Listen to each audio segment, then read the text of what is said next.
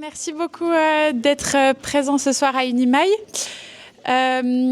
pour cette conférence organisée par Active Trafic et Alternativa Léman sur la question « La voiture, véhicule de l'extrême droite ». Et pour répondre à cette question, qui de mieux que Antoine Dubiot, qui est du coup doctorant en géographie ici à l'Université de Genève. Il travaille sur une thèse qui porte sur les conditions d'émergence du rejet de la ville au sein du mouvement écologiste francophone. Et il est également l'auteur de Écofascisme au pluriel, publié en 2022 aux éditions Grévy. Merci Antoine d'avoir accepté notre invitation. Mais avant de te laisser la parole, je vais juste faire un petit mot d'introduction. Donc la voiture, c'est bien davantage qu'un simple moyen de transport. Elle façonne nos territoires, nos modes de vie et nos représentations collectives. Notre monde a été transformé depuis un siècle par la mobilité individuelle motorisée, induisant la destruction de nos écosystèmes et rendant nos villes de plus en plus inaccueillantes.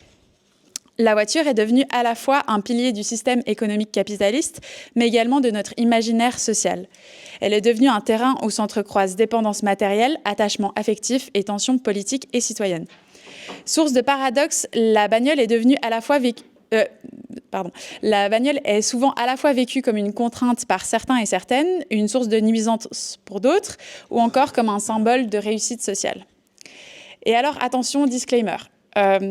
Le nom de notre conférence ne suggère pas que tous les automobilistes seraient d'extrême droite, ni même qu'il n'y aurait que l'extrême droite qui, dans le champ politique, qui défendrait la voiture. C'est pas vrai et ça serait absurde de dire ça. Non, la question que nous voulions interroger ce soir avec vous, ce sont les liens entre dépendance automobile et progression de l'extrême droite, en partant des processus structurels, aménagement du territoire, maisons individuelles, clivage village-campagne, ville-campagne, mais aussi le pouvoir de l'industrie de l'automobile. Alors que le système automobile est l'un des principaux responsables de l'effondrement du climat et de la biodiversité, nous verrons comment l'extrême droite, qui entretient souvent des liens étroits avec l'industrie automobile, fait de la défense de la voiture un objet politique quasiment identitaire. Comment la voiture nourrit-elle l'extrême droite et comment l'extrême droite, en retour, entretient-elle la dépendance automobile ? C'est cette boucle politique, spatiale, culturelle et économique que cette soirée propose de questionner. Cette conférence nous apportera peut-être des réponses à pourquoi ce n'est pas un hasard que ce soit un ministre UDC, connu pour être un lobbyiste du pétrole et de la voiture, qui a défendu bec et ongle l'extension des autoroutes l'année passée, ou encore pourquoi c'est l'UDC qui est à l'origine de l'initiative contre le 30 km/h, qui a malheureusement été acceptée par la population zurichoise ce week-end, parmi d'autres exemples. Et du coup, pour continuer, merci Antoine, je te laisse la parole. Bonsoir à toutes et à tous. Merci beaucoup d'être présente ce soir. Merci beaucoup Active Trafic pour l'organisation de cette soirée. Je suis vraiment ravi de faire ça avec vous, notamment parce que j'admire beaucoup le travail que vous faites au quotidien. Et du coup, je suis très heureux de pouvoir présenter un peu la réflexion de ce soir dans ce cadre-là. Ok, je parle plus fort. Ouais. La réflexion de ce soir dans ce cadre-là. Je précise que moi, je travaille donc sur l'histoire des mouvements écologistes, les rapports entre écologie et politique, comment les différentes forces politiques investissent la question écologique. Je ne suis pas spécialiste de la voiture en soi. Par contre, je travaille un peu plus sur les transformations, l'aménagement du territoire et les politisations dont cet aménagement peut faire l'objet. Donc l'idée, ça va être de revenir sur les rapports complexes entre la société automobile et puis l'extrême droite et de voir effectivement comment on peut voir des affinités structurelles entre ces deux réalités et leurs évolutions. Mais évidemment, comme l'a dit Angela, le but, c'est pas de dire que les automobilistes sont d'extrême droite. Alors ce serait simpliste à beaucoup d'égards, pas vrai. Enfin, voilà, évidemment, je pense que vous voyez bien le tableau et que l'idée, c'est plutôt d'essayer de montrer qu'il y a des rapports complexes entre société automobile et développement de l'extrême droite. Et du coup, je vais faire un petit peu le géographe, parce que c'est mon travail. Je vais jongler un peu entre les échelles d'analyse pour montrer qu'il y a à la fois des éléments effectivement structurels et puis voir aussi comment, à une échelle plus individuelle, peuvent être investis la question de la dépendance à la voiture, de l'attachement à la voiture. Voilà, j'essaierai de présenter tout ça. Et en fait, finalement, la question de l'extrême droite, elle apparaîtra surtout à la fin. L'idée sera plutôt de proposer une forme de panorama du rapport à la voiture sous un angle qui n'est pas celui documenter précisément quelles sont les pratiques sociologiques, d'un point de vue sociologique, quelles sont les pratiques des ménages dans leur rapport à la voiture. Ça, c'est vraiment pas ma spécialité, comme je vous l'ai dit. Ce qui m'intéressait, c'est plutôt des éléments structurels qui déterminent ce rapport à la voiture, notamment par la géographie. Je précise, parce que les deux derniers exemples que tu as évoqués concernaient beaucoup la Suisse. Moi, je n'ai pas travaillé sur la Suisse. Donc, je vais pas. De temps en temps, il y aura des petits inputs qui vont parler de la situation en Suisse. Mais il y a aussi plein de choses qui font que la Suisse est un pays un petit peu particulier dans son rapport à la voiture par rapport à beaucoup d'autres pays occidentaux. Donc, je vais plus me concentrer sur d'autres cas, et notamment américains et français, qui sont ceux sur lesquels j'ai le plus travaillé. Je ressors mon petit timer. Voilà. Après, on pourra revenir sur la partie, sur la Suisse dans la partie un peu discussion. L'idée, c'est que je fasse 40-45 minutes, pas beaucoup plus d'intervention. C'est déjà long. Et après, on pourra passer sur un format évidemment plus discussion, parce que je suis sûr que vous avez beaucoup de choses intéressantes à dire sur la situation locale ou beaucoup de manière plus générale.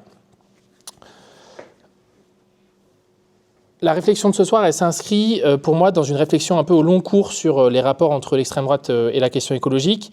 Et qu'en fait, évidemment, les questions de mobilité, c'est une porte d'entrée importante dans la question écologique. Je pose juste un petit cadre dont je pense que la plupart d'entre vous, parce que je vois un peu les casques de vélo à droite à gauche dans la salle, je me dis que la plupart d'entre vous ont déjà bien conscience des ordres de grandeur que je vais donner. Et je précise bien que ça va être essentiellement des ordres de grandeur. Mais avant d'aller sur les ordres de grandeur, je pense que ce qui me semble important, c'est de voir que en fait, la crise écologique que traversent aujourd'hui les sociétés humaines, globalement, il y a une forme de conscience écologique qui s'est développée largement dans la société, et pourtant, il y a pas mal de choses qui ne bougent pas en termes de politiques qui sont menées. Alors, on peut faire tout un panorama des politiques environnementales qui sont menées, est-ce qu'elles sont suffisantes ou insuffisantes. Moi, ce qui me semble intéressant, c'est de sortir de cette lecture-là, qui va dire qu'en fait, il y aurait besoin d'avoir une conscience écologique, que c'est seulement la conscience écologique qui va déterminer l'action en la matière. Ce qui va m'intéresser, c'est de montrer plutôt qu'en fait, il y a des formes d'intérêt vis-à-vis de cette question écologique et de fait de la question de la mobilité qui sont largement déterminées par des contextes qui en fait nous échappent à l'échelle très individuelle. Et je vais revenir un petit peu sur ces éléments-là pour montrer qu'en fait, c'est revenir à la question de la confrontation d'intérêts de différents groupes qui va être importante. Et pour penser à la question de l'extrême droite, évidemment, c'est important parce que c'est évidemment une force politique qui se nourrit de l'atomisation sociale et de la division des positionnements dans la société. Simplement pour poser un petit peu quelques ordres de grandeur sur la place de la voiture individuelle dans le ravage écologique aujourd'hui, il faut bien préciser que, ça dépend un petit peu des méthodes de comptage, mais que globalement, à l'échelle globale, le secteur des transports, il représente entre 15%, transport en général, je précise bien, entre 15 et 25% des émissions de gaz à effet de serre mondial. Dans le transport, évidemment, on peut mettre beaucoup de choses. Il n'y a pas seulement la mobilité individuelle, il y a beaucoup de choses à retrancher pour essayer d'évaluer un peu la place de la voiture là-dedans. Évidemment, il y a tout ce qui est transport maritime et aérien, que ce soit de marchandises ou de personnes. Mais finalement, c'est des chiffres relativement faibles au regard de l'ordre de quelques pourcents. Je ne vais pas rentrer dans les chiffres précis, ce qui compte, à mon sens, là, c'est les ordres de grandeur. Donc, si on retranche ça, on se retrouve avec le transport routier qui représente à peu près 3/4 des émissions du secteur des transports, 3/4 des émissions du secteur des transports, en comptant, encore une fois, tous les véhicules lourds, donc de transport de personnes ou de marchandises, qui représentent à peu près 2% seulement des véhicules en circulation dans le parc routier, mais qui représentent à peu près entre 20 et 25% des émissions. Donc, évidemment, c'est un enjeu particulièrement important de se focaliser sur ce type de véhicule, mais de fait, on va le laisser un petit peu de côté aujourd'hui parce que, si on regarde encore une fois les ordres de grandeur, on voit que la motorisation individuelle, elle est particulièrement importante dans le transport routier et son poids dans la contribution au ravage climatique. Comme je disais, le but, c'était là de poser un peu des ordres de grandeur un peu globaux, parce qu'évidemment, il y a aussi un enjeu quand on pose des ordres de grandeur globaux comme ça, c'est que la ventilation, on va dire, nationale est évidemment très variable. Je ne vais pas rentrer dans ce détail-là, mais il y a des pays où la dépendance automobile est d'autant plus forte que dans d'autres, en fonction de la qualité du système de transport, mais aussi de plein d'autres critères sur lesquels je vais revenir un peu plus, d'autres critères géographiques au-delà de la question des transports. Simplement, je pense qu'il faut garder à l'esprit pour tout le reste, après ces premiers rappels d'ordre de grandeur, que la mobilité, elle n'échappe pas un peu au principe un peu de réalisme politique que j'avais proposé sur la question écologique un peu plus tôt. On le retrouve aussi à cette échelle de la mobilité, qui est que ce n'est pas une affaire de conscience du problème, de contribution au ravage écologique ou de défectuosité du système de transport. Ce qui est important, à mon sens, c'est la question de quel groupe a quel intérêt à défendre quel type de mobilité, quel type de mode de transport. Donc c'est vraiment à cette lecture un petit peu, à cette échelle-là un petit peu que je vais me situer pour la suite de mon propos. Voilà, ça c'est un petit peu le cadre général. Et je propose maintenant un petit peu d'entrer un peu plus dans le vif du sujet, de replacer un peu la question de la voiture individuelle et sa généralisation dans un processus un peu plus global. Je ne vais pas encore revenir à la question de l'extrême droite, comme je vous disais, ce sera plutôt à la fin.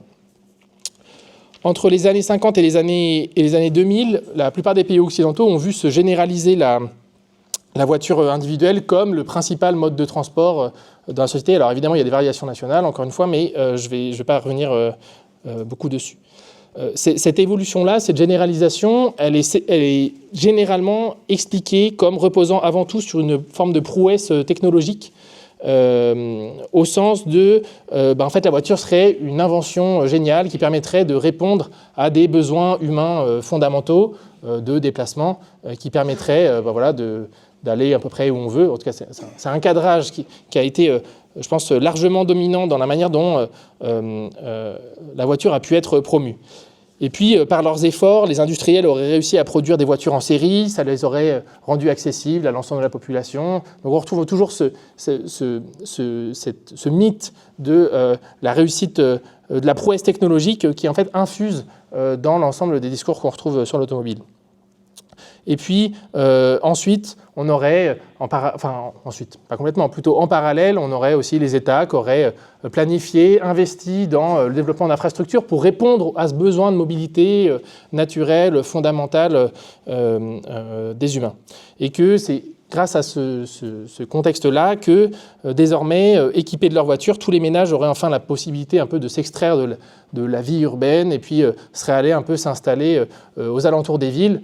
Et c'est une des explications de ce processus de périurbanisation ou d'étalement urbain qu'on a pu repérer dans un certain nombre de pays occidentaux et qui est un peu considéré comme finalement le résultat logique, presque naturel en fait, du développement de la voiture individuelle. Bref, ça c'est un peu le panorama global, celui d'une espèce de success story de la voiture individuelle comme une prouesse technologique qui aurait eu des effets ensuite sur l'ensemble de la société. Et globalement, ça aurait bénéficié à tous les pays occidentaux et à leur population en particulier. C'est important, je pense, cette dimension de les populations des pays occidentaux sont aussi embarquées dans cette success story. C'est à la fois une success story d'un point de vue économique et comment ça a été pour le secteur automobile une grande réussite, mais aussi c'est quelque chose qui aurait ruisselé, on peut dire, sur les populations des pays occidentaux qui en auraient profité. Ce récit-là, je vais essayer de vous proposer un peu un contre-récit en mobilisant des travaux importants en géographie qui ont été menés depuis plus de 50 ans maintenant sur un peu différents éléments qu'on a déjà croisés dans ce petit récit-là et qui en fait laissent apparaître une toute autre histoire de la généralisation de la voiture individuelle, notamment en repartant un petit peu de ce processus de périurbanisation. Parce que dans le récit que je vous ai proposé juste avant, il y a vraiment cette idée de les villes s'étalent grâce à la voiture. Que c'est dans ce sens-là que la causalité se fait. Je pense que c'est quelque chose qu'on peut mettre en doute, parce que, en fait, il y a un certain nombre de travaux en géographie qui montrent que les villes, elles s'étalent, contrairement à une espèce de pensée courante qui peut être soit par la voiture, soit par un afflux de population, qui va faire que naturellement les villes vont devenir plus étendues sur le plan spatial. certain nombre de travaux qui montrent qu'en fait, il y a des logiques économiques globales qui vont largement déterminer ce phénomène de périurbanisation bien plus que des stratégies résidentielles, entre guillemets, spontanées des ménages parce qu'ils auraient accès à la voiture. Il y a notamment dans une perspective macroéconomique, il y a un géographe qui s'appelle David Harvey, peut-être que vous avez déjà entendu son nom, qui est le géographe un peu le plus cité au monde, hein, c'est vraiment une sommité dans la discipline, qui a notamment théorisé un concept qu'il appelle le spatial fix. Alors là, c'est la partie un petit peu économique, je vais faire assez vite sur ce sujet, c'est pas le but, mais simplement pour dire qu'il y a une tendance dans des contextes de crise du capitalisme à fixer le capital dans l'espace, le fixer dans des constructions matérielles et faire en sorte que la valeur ne soit pas détruite par la crise, mais qu'elle soit ancrée dans des infrastructures matérielles qui vont permettre ça va permettre de conserver la valeur sur le temps long. Ça, on peut le voir de différentes manières. C'était documenté pour plein de situations, à la fois pour l'habitat individuel et à quel point la construction de maisons individuelles et de vastes nappes pavillonnaires, alors je pense que vous avez un peu l'image des banlieues américaines en tête, peut-être qui vous vient. Donc ça a été documenté pour ce type d'infrastructure, mais ça a aussi été documenté pour les infrastructures de transport, pour un certain nombre de services urbains, approvisionnement en eau, en électricité, etc. Comment ce processus a permis, d'un point de vue économique, de fixer le capital dans des infrastructures matérielles.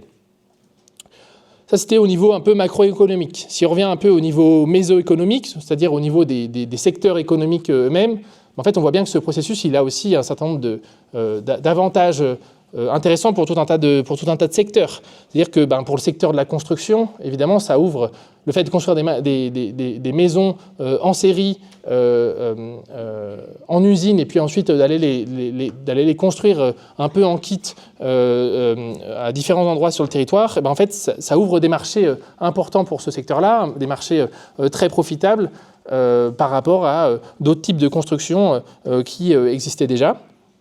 C'est vrai aussi pour la grande distribution. Le développement de la grande distribution, c'est un peu l'absente de tout le paysage, tout le récit un peu de la voiture comme prouesse individuelle. Il y a quand même un élément important aussi, c'est que toutes les grandes surfaces qui se développent en périphérie des grandes villes, aux États-Unis et dans beaucoup de pays d'Europe occidentale, c'est évidemment aussi concomitant de ce processus. Et en fait, il y a aussi un intérêt très clair à concentrer les zones commerciales dans certains secteurs pour aussi favoriser la consommation des ménages. On pourrait citer aussi le fait que la construction de routes elle-même, elle décuple les possibilités qui sont ouvertes pour l'industrie automobile et que c'est pas les routes qui émergent parce qu'il y a plus de voitures, mais qu'il y a en fait aussi un phénomène un peu plus complexe qui fait que c'est aussi la disponibilité des infrastructures qui fait que de plus en plus de ménages peuvent décider de recourir à une voiture. Évidemment, il y a un élément qu'il ne faut pas oublier, alors là, qui se rapporte un peu moins à la question de la voiture, mais vraiment plus à ce processus de périurbanisation, qui est que tout simplement, le fait de favoriser l'accès à la propriété d'un certain nombre de ménages de classe moyenne et populaire qui n'avaient pas accès, c'est aussi pour le secteur bancaire, évidemment, une dynamique extrêmement profitable.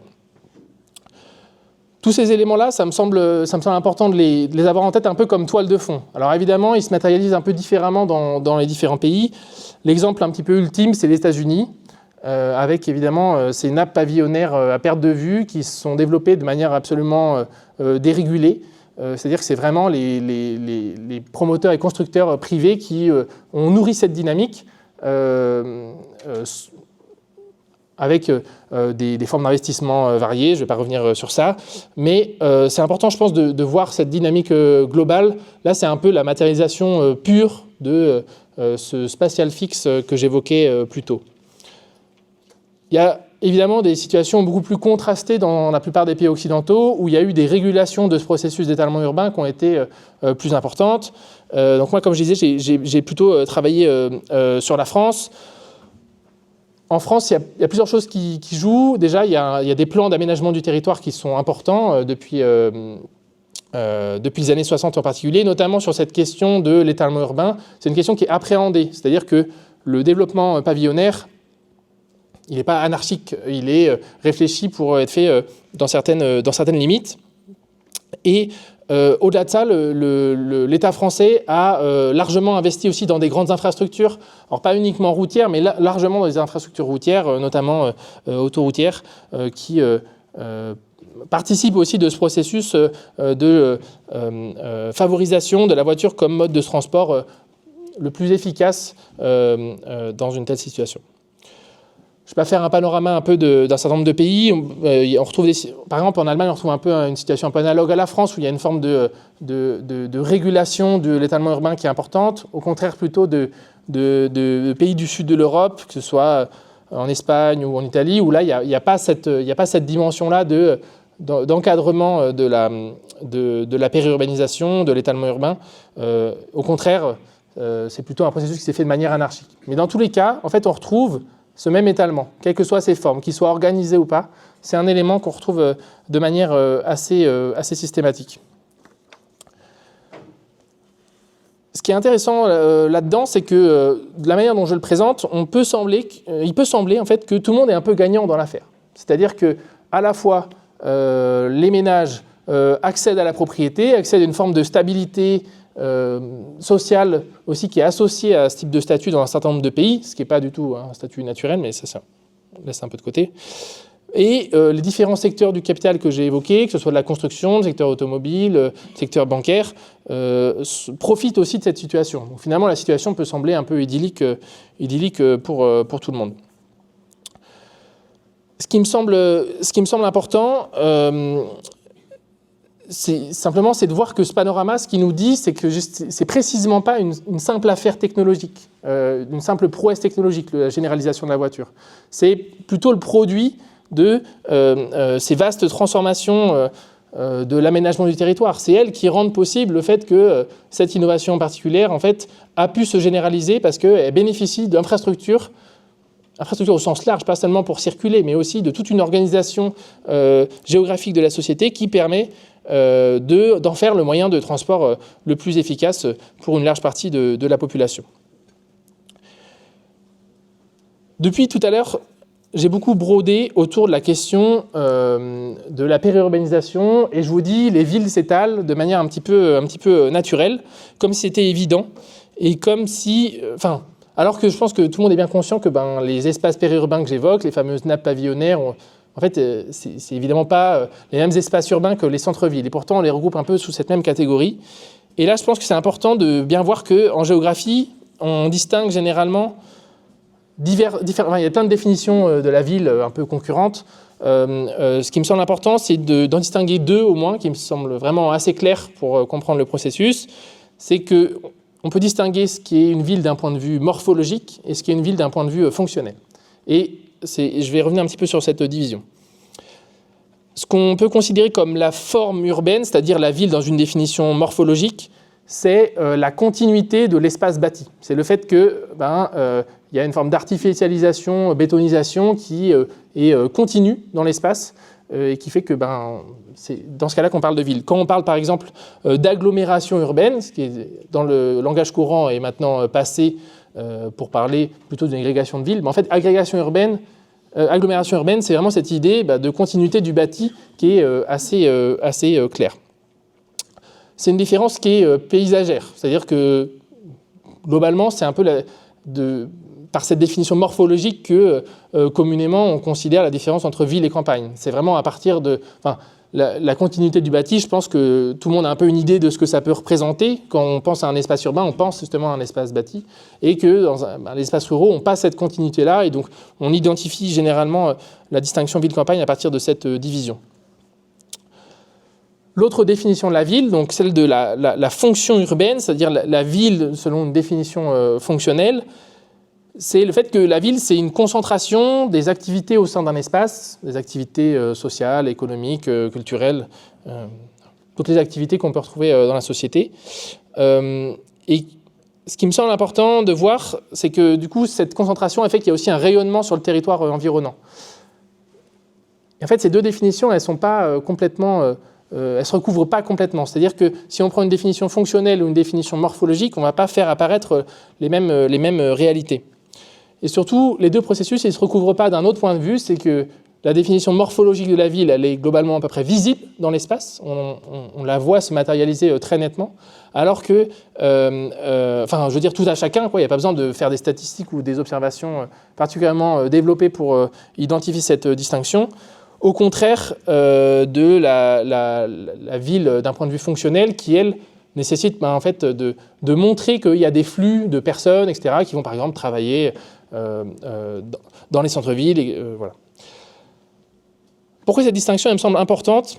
C'est parce que les espaces périurbains, justement, en fait, selon les deux définitions, soit ils sont urbains, soit ils sont ruraux. C'est-à-dire que c'est des espaces qui sont morphologiquement ruraux, ils ont une forme rurale. Si on s'y rend, en fait, on imagine plutôt que ce sont les espaces ruraux, parce que j'ai beaucoup parlé des nappes pavillonnaires, mais en fait, dans un certain nombre de pays, c'est le cas en France, c'est le cas aussi dans les pays d'Europe du Sud.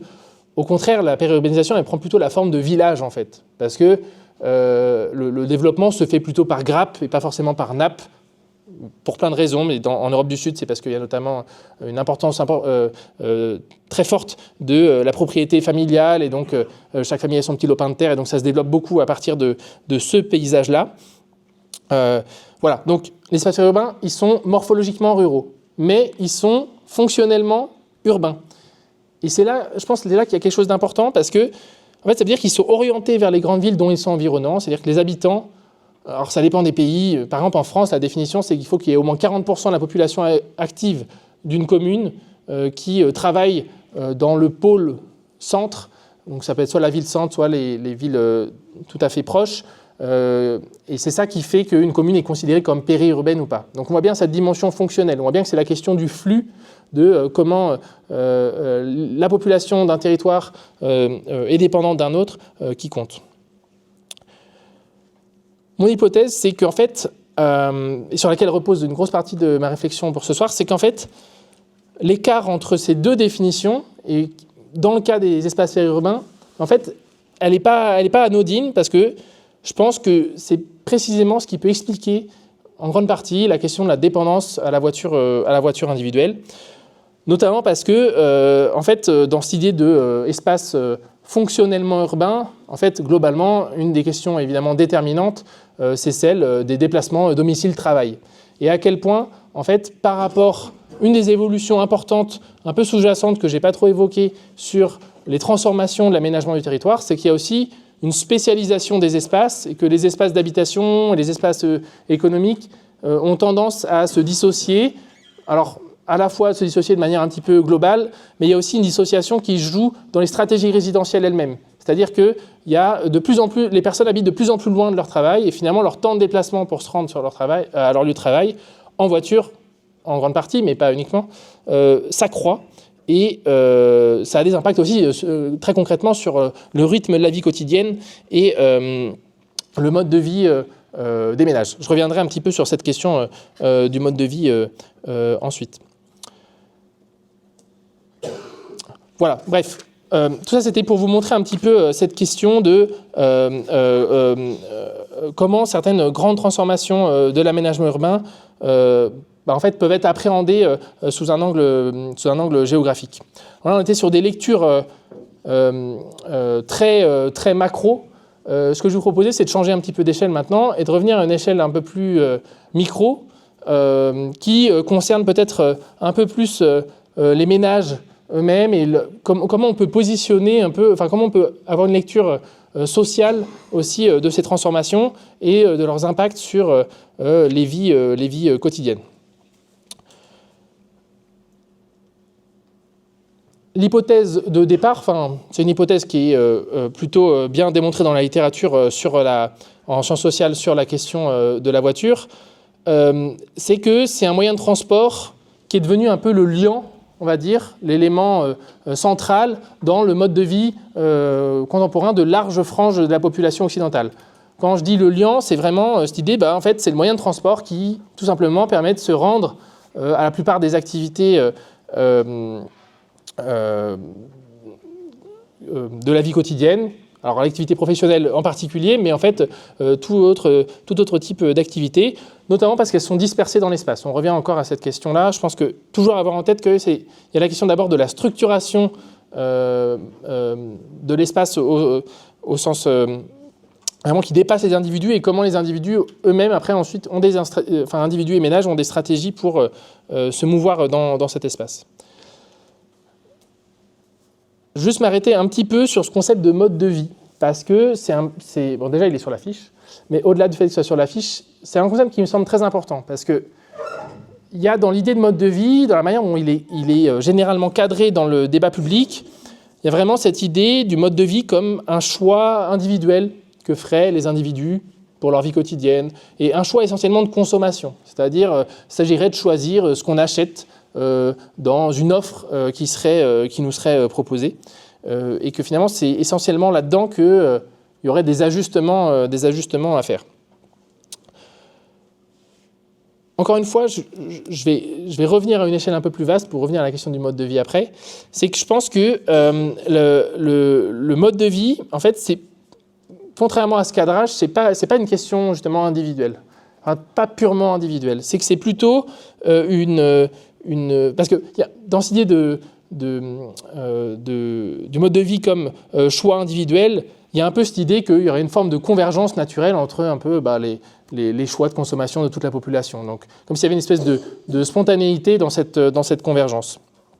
Au contraire, je pense que ces récurrences, elles permettent de considérer que le mode de vie, en fait, c'est plutôt la matérialisation, certes à une échelle individuelle, mais de manière massive, qui concerne l'entièreté de la société, d'infrastructures économiques qui rendent disponibles un certain nombre de services et de produits qu'ensuite on peut utiliser dans la vie quotidienne.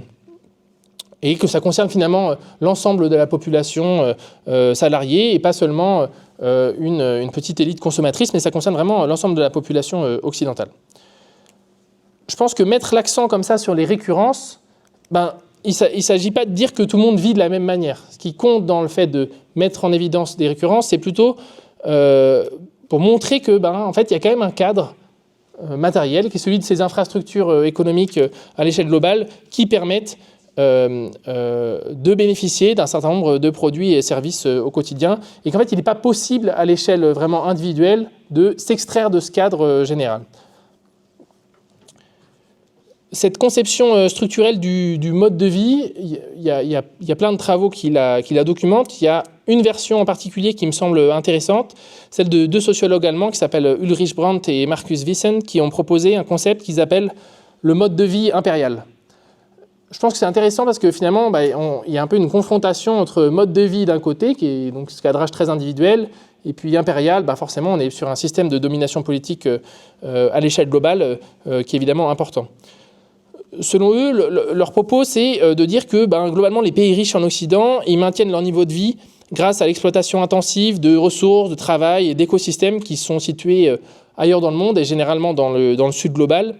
Et que finalement, ce mode de vie qu'ils désignent comme impérial, il n'est rendu possible que par des rapports politiques et économiques asymétriques à l'échelle mondiale qui font que les coûts sociaux et écologiques sont externalisés vers les pays du Sud, tout en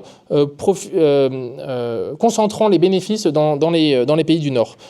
En gros, en bref, on peut dire que l'Occident aspire les ressources du reste de la planète en y exportant directement ou indirectement les pollutions qui y sont associées. Ce détour par la question du mode de vie, elle me semble assez essentielle parce que, comme je vous le disais, il y a une évidence, c'est que la voiture individuelle, elle constitue un peu le ciment de ce mode de vie impérial. Elle constitue le ciment à plusieurs titres. Déjà parce qu'elle-même, c'est une technologie dont la généralisation repose sur cette infrastructure impériale à l'échelle mondiale. Tout simplement parce que la disponibilité des ressources fossiles pour la mobilité motorisée occidentale, dont la voiture en particulier, repose sur quand même une prédation économique sur ces ressources fossiles par les pays occidentaux. Il y a un certain nombre d'indicateurs qui peuvent refléter ça. Ce n'est pas l'indicateur forcément ultime pour absolument tout, mais simplement l'intensité carbone des modes de vie occidentaux, c'est un reflet de cette captation des ressources fossiles par les pays développés au détriment du reste du monde. Sans parler du fait que le geste retour, c'est aussi que c'est les pays qui, évidemment, ça vous le savez, subissent le moins les effets du ravage climatique. On peut évidemment aussi inclure dans ce panorama de la place de la voiture dans le mode de vie impérial le fait que c'est aussi le ciment entre ces différentes activités professionnelles, culturelles, sociales, de consommation, etc., qui elles-mêmes sont aussi rendues possibles par cette infrastructure de captation des ressources et d'externalisation des pollutions à l'échelle mondiale. Tout ça, c'est vraiment un panorama global des différents déterminants qui pèsent sur le recours à la voiture individuelle. Je pense que c'est important de partir de ce cadre-là pour essayer de penser ensuite comment se fait la politisation de la question de la mobilité et du recours à la voiture. Parce qu'en fait, si on évacue ce cadre, on va simplement poser la question en termes de est-ce que les gens recourent à la voiture pour des raisons purement idéologiques ou pas ? Je pense que là, j'ai essayé de brosser un peu ce panorama global des dépendances matérielles qui peuvent être associées à la voiture. J'aimerais juste revenir sur des éléments un petit peu qui découlent de ce panorama global. Et après, j'arriverai enfin à la question de l'extrême droite, comme l'indique le titre.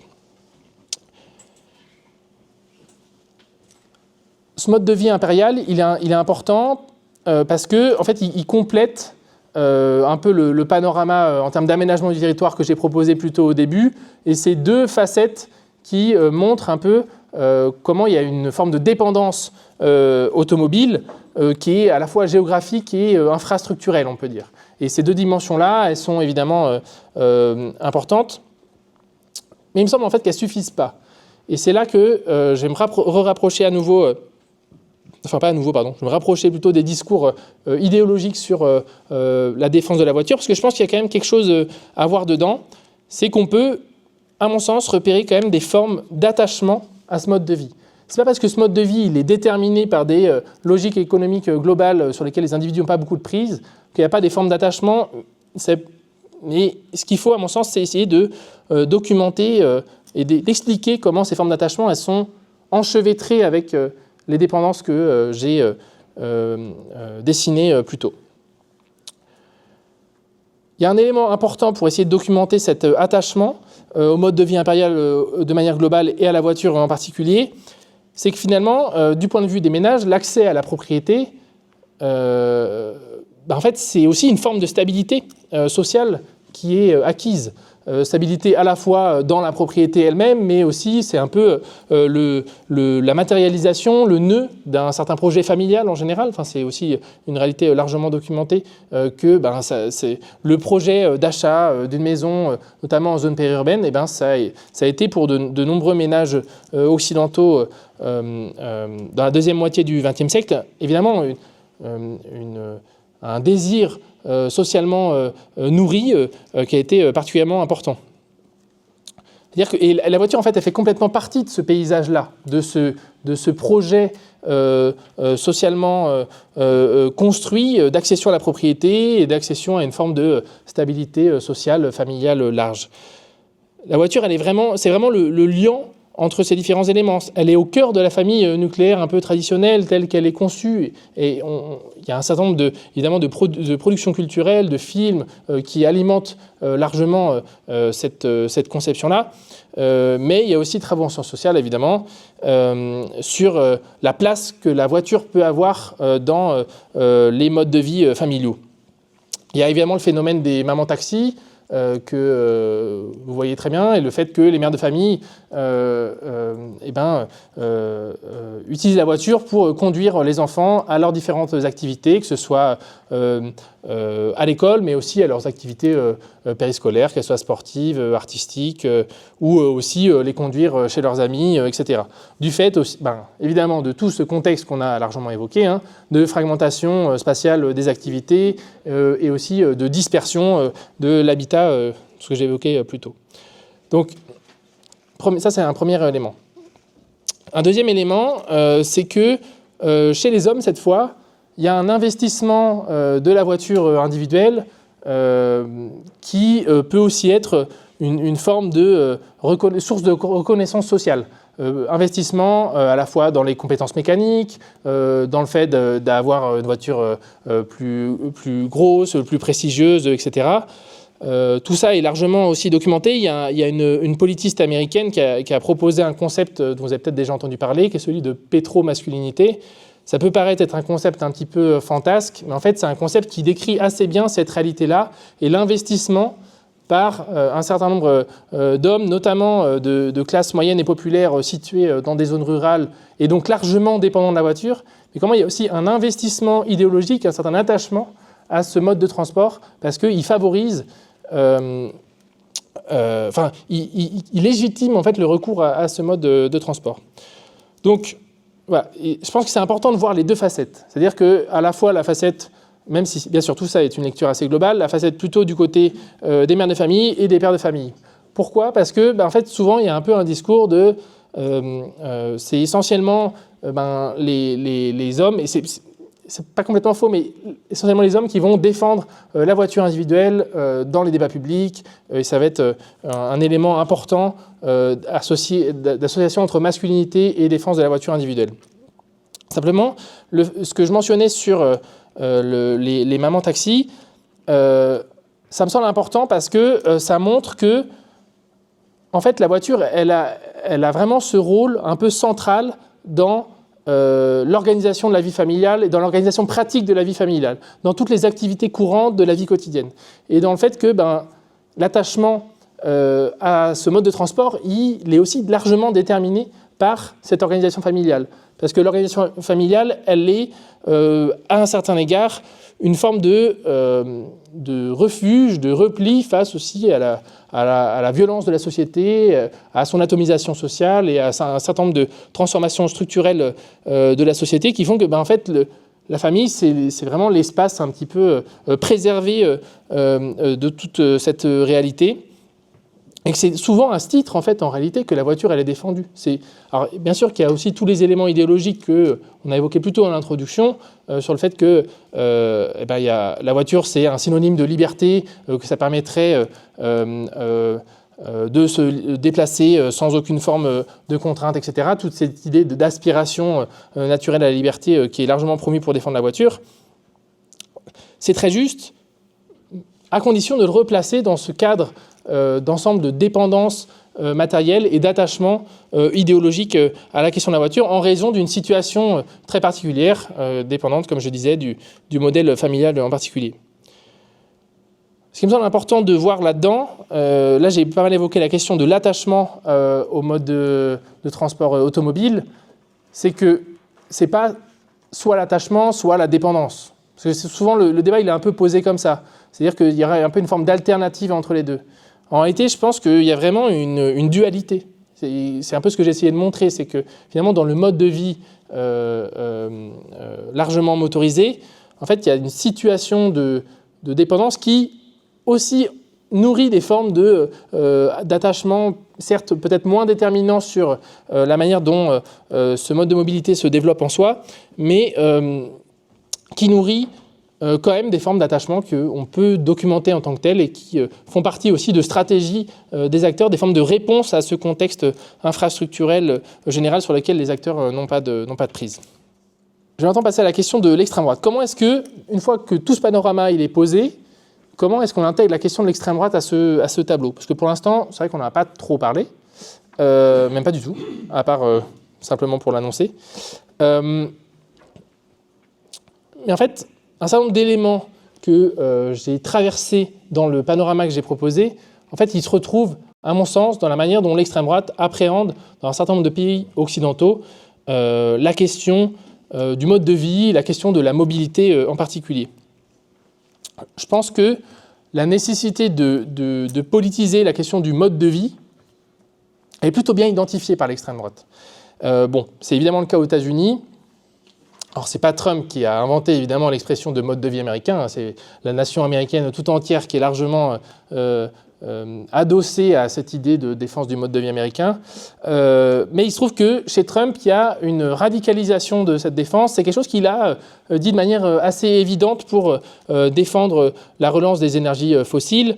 C'est qu'il veut préserver le mode de vie américain. Alors, je ne suis pas en train de dire qu'il ne fait que pour ça. Évidemment, c'est un élément plutôt de légitimation idéologique, on pourrait revenir un peu sur ça après, mais c'est un élément qu'on retrouve de manière assez nette. La défense du mode de vie, c'est aussi quelque chose qui est largement porté par le Rassemblement national en France. C'est assez nouveau, hein, ça fait plutôt, on va dire, depuis 2020 à peu près, que cette question du mode de vie apparaît explicitement dans les discours en tant que tel. Et la voiture individuelle comme un peu le symbole de ce mode de vie défendu par l'extrême droite. Évidemment, dans le cas de la Suisse, l'UDC est là, complètement dans ce type de discours-là, de défense d'un mode de vie largement carboné et de absolument pas le remettre en cause et plutôt d'interdire, plutôt que remettre en cause ce mode de vie, plutôt limiter la croissance de la population, notamment en limitant l'immigration, pour dire en fait, c'est notre mode de vie, on ne veut pas y toucher, on veut le préserver sous cette forme-là. Et notre contribution climatique, ce serait de limiter l'immigration. Vous avez sûrement entendu parler de l'initiative pour la durabilité, telle qu'elle a été nommée par l'UDC, qui est en fait une initiative contre une Suisse à 10 millions, qui en fait vise précisément, enfin qui est cadrée exactement de cette manière-là, de dire en fait, il s'agit, le seul facteur sur lequel il faudrait agir, ce serait celui de la variable démographique, mais finalement, la remise en cause d'un mode de vie et de ses déterminations matérielles n'est absolument pas à l'ordre du jour.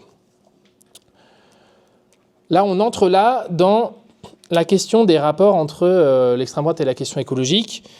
Et du coup, je suis obligé d'introduire un concept important qui est celui de carbofascisme ou fascisme fossile, dont vous avez peut-être déjà entendu parler. Et qui est notamment proposé par un collectif de chercheurs et chercheuses qui s'appelle le Zetkin Collectif, qui a écrit un livre en 2020 qui s'appelle Fascisme fossile. La manière dont ils décrivent ce concept, c'est comme une convergence d'intérêts entre l'extrême droite organisée et le capital fossile. Alors, capital fossile, on pourrait donner différentes définitions. La définition qu'ils donnent, eux, c'est l'ensemble des industries qui sont directement impliqués dans l'extraction, l'exploitation des hydrocarbures. On pourrait l'étendre aussi à l'industrie automobile. Eux le font en partie. On n'est pas obligé d'entrer dans ce type de détails-là. En tout cas, voilà d'un côté des intérêts économiques très directs au fait de préserver les énergies fossiles. De l'autre côté, du côté des intérêts politiques, là, ça concerne plutôt l'extrême droite organisée, qui, elle, précisément, défend une civilisation occidentale, je mets des gros guillemets à cette expression, qui est largement adossée aux énergies fossiles. C'est-à-dire qu'elle s'est développée matériellement avec la généralisation du recours à ce type d'énergie. Tout ça, ce qui me semble important, ça on va dire que c'est une lecture des rapports entre écologie et extrême droite à une échelle un peu globale. Comment le grand capital fossile et comment les forces politiques d'extrême droite convergent dans certains cas pour défendre la perpétuation du ravage écologique par l'exploitation des énergies fossiles, sans aucune forme de modération, d'atténuation de cette dynamique. Il me semble que le panorama un peu géographique, infrastructurel, idéologique que j'ai proposé avant, ce qui permet de mettre en évidence, c'est qu'il y a aussi une forme de base sociale du carbofascisme, c'est-à-dire une situation qui est déterminée par des logiques économiques globales qui pèsent sur les individus et qui fait que en fait, ça les met dans des situations où en fait, concrètement, leur mode de vie et une forme d'instabilité qui est liée, elle dépend aussi largement, elle est largement insérée aussi dans des débats politiques qui font que en fait, leur mode de vie il est un peu ballotté entre des grandes politiques qui peuvent peser sur leur vie quotidienne. pour lier ça à la question de l'extrême droite en particulier, on peut se tourner vers les cartes électorales. Du coup, j'ai fait ce travail surtout pour les États-Unis et la France. Et dans les deux cas, il y a quelque chose qui est assez évident quand on regarde les cartes, c'est la distribution géographique du vote et du fait qu'il y a un survote important dans certains types de territoires, et qui sont essentiellement des territoires ruraux et périurbains. Et sinon, si on reprend ce que j'ai présenté plus tôt, et c'est évidemment évident, mais des territoires qui sont largement dépendants de la voiture individuelle. Et pas dépendants de la voiture individuelle parce que les individus auraient simplement fait le choix d'aller s'y installer, je reviens à ce que je présentais au début, mais aussi parce ça a été largement façonné par des politiques publiques et surtout des investissements privés qui ont largement figé un peu ce mode d'habitat qui est l'habitat individuel dispersé. Il y a des discours très clivés qui ont été produits sur cette question-là de la répartition géographique du vote, avec, on va dire, deux grandes thèses importantes. La première, on va dire plutôt d'inspiration libérale, c'est le fait qu'il y aurait une forme de responsabilité individuelle au fait d'avoir choisi d'habiter la campagne, justement. Et que finalement, l'attachement à la voiture, ce serait une forme d'absolu qui dépendrait essentiellement en fait, du choix individuel, libre choix, soi-disant libre choix, des ménages dans le fait de recourir à ce type de mobilité. Et que finalement, le vote d'extrême droite, ce serait un petit peu l'aboutissement logique d'une forme d'individualisme qui se matérialise un peu dans cette posture un petit peu d'habiter à la campagne pour rejeter le reste de la société, une forme de rejet de l'autre, et que de tout ce qui est différent de soi, dans une recherche d'autarcie, et que finalement, le vote d'extrême droite, ce serait simplement le débouché de ça. À l'opposé, on a une autre thèse qui s'est notamment développée ces dernières années au moment de la mobilisation des Gilets jaunes en France, où il y a un certain nombre de travaux qui, pas uniquement sur la France d'ailleurs, mais qui ont plutôt remis en évidence que, en fait, il y a ces enjeux un peu infrastructurels que j'évoquais plus tôt, qui nourrissent une dépendance matérielle à la voiture, mais qui en fait n'est pas le fait des populations, mais qui est le fait de politiques qui les dépassent. Il y a notamment un certain nombre de travaux qui ont mis en avant que, en fait, c'était pas une aspiration des ménages de quitter les grandes villes, mais c'était qu'il y avait des dispositifs d'aide publique, d'accès à la propriété, qui ont largement favorisé, pour un certain nombre de pays qui n'étaient pas encore des nations de propriétaires, de favoriser largement l'accession à ce type d'habitat. Et finalement, que la voiture, évidemment, ce serait uniquement le produit de ça, et qu'il n'y aurait pas du tout aucune forme de choix ou d'attachement à ce mode de transport en particulier. Il me semble que la réalité, en fait, elle est toujours double. C'est pas que et dépendance et attachement, comme je le disais plus tôt, sont pas deux formes contradictoires, exclusives de rapport à la voiture automobile, et que finalement les deux sont largement toujours imbriqués, et qu'on ne peut pas évincer une dimension au profit de l'autre. Et que mon sentiment, c'est qu'il y a quand même beaucoup trop de discours qui vont évacuer une dimension au profit de l'autre et qui vont zapper un petit peu un des déterminants. Il me semble que c'est précisément ça que l'extrême droite a compris. C'est le fait que, en fait, une large partie de son électorat est à la fois captive, dépendante d'un certain type d'infrastructure qui les ont placés dans une situation en fait, matériellement difficile en termes de mobilité, et qui fait que en fait, le recours à d'autres types de mobilité que la voiture individuelle est très difficile, mais que dans le même temps, il y a aussi cet attachement à une forme de stabilité dont le modèle familial est un reflet, mais qui en fait est plus large, parce qu'en général, c'est aussi une stabilité donc dans la famille, dans la propriété, etc., comme je l'ai évoqué, mais aussi dans l'emploi en particulier, que le lectorat d'extrême droite, dans un certain nombre... Alors évidemment, ça dépend un petit peu des pays, mais ce type d'électorat d'extrême droite, largement dépendant de la voiture individuelle, etc., est aussi souvent assez stable dans l'emploi, avec des emplois relativement pérennes, relativement bien payés, etc. Ce qui ne veut pas dire que c'est des situations matérielles extrêmement désirables, mais ça veut quand même dire que ça bat un petit peu en brèche cette idée dans un certain nombre de pays occidentaux, il y a eu un basculement du vote populaire de la gauche vers la droite. En fait, c'est des fractions bien particulières des classes populaires et des classes moyennes qui ont basculé vers l'extrême droite. C'est celles qui sont précisément dans cette situation d'une forme de stabilité qui a été acquise grâce à des politiques publiques, grâce à un certain nombre grâce à un contexte économique favorable qui les a aussi placés dans une situation où aujourd'hui, dans un contexte où en fait ces infrastructures sont défaillantes et où le contexte économique n'est plus aussi favorable, en fait elles sont aussi captives de ce contexte. Et donc finalement il y a une imbrication entre ces différentes dimensions, entre certaines aspirations d'évolution sociale qui sont aussi prises au piège dans certaines réalités géographiques. Il me semble que pour traiter vraiment la question du rapport à la voiture individuelle, il faut vraiment réussir à tenir ensemble toute cette dimension et pour comprendre que, en fait, certes, il y a des attachements assez concrets, comment aussi la voiture individuelle, si on revient sur cette question du modèle familial un peu traditionnel, comment la voiture individuelle est effectivement le ciment de ce modèle social-là, comment elle peut, à certains égards, renforcer les rôles sociaux traditionnels genrés au sein des ménages et comment c'est notamment le produit d'une forme d'infrastructure importante qui dépasse les populations. Réussir à documenter, à toujours tenir ensemble cette question de l'attachement, mais aussi la question de la dépendance. On ne peut pas évincer cette dimension. On ne peut pas simplement dire, en fait, il n'y a aucune forme de dimension structurelle dans le vote d'extrême droite qui se développe pour ces raisons géographiques.